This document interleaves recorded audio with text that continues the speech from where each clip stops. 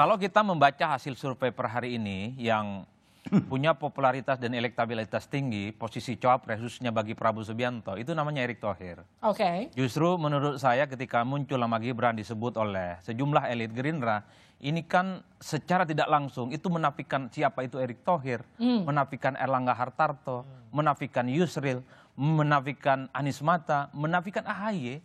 Padahal mereka itu adalah ketua umum partai, elit-elit yang saya kira portofolio politiknya mentereng. Oke. Dengan Gibran, pasaran cawapres di Prabowo Subianto itu hilang semuanya. Hanya Gibran yang prioritas, itu yang pertama.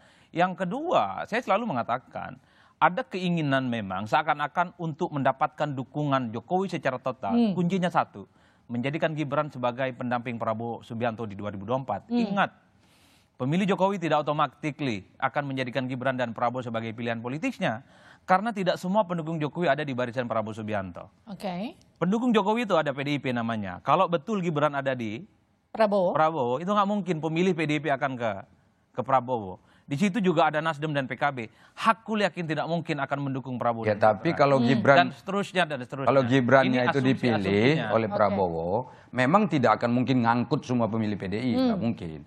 Tapi sebagian dari pendukung yang ada di PDIP yang selama ini juga adalah pendukungnya Jokowi itu bisa jadi pindah. Nah, sementara pendukungnya Prabowo tetap solid. Gitu loh. Jadi kan ada tambahan. Dari gitu loh beberapa maksudnya. survei yang kita punya misalnya, kalau ditanyakan kepada publik, kalau ada endorsement dan dukungan secara terbuka diberikan kepada Ganjar maju Pilpres, Ganjar kalau diasumsikan hari ini 30%, Ganjar itu akan naik sekitar 5%. Jadinya 35%.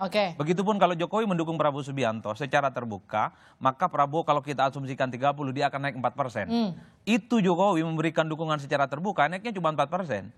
Ini yang saya kira, apakah 4% insentif politik elektoral ini akan otomatis juga akan bertambah kalau Gibran jadi pendampingnya di 2024. Nah yang menjadi ramai ini kan soal karena Gibran PDIP itu aja. Nah itu dia yang punya partai kalau Gibran PDIP ya saya kira tidak akan ramai. Yang selanjutnya kalau Gibran bukan anak presiden, anak orang-orang biasa saja, Gibran yang tetangga saya misalnya, nggak bukan ribut. Iya. Saya mau tanya nih.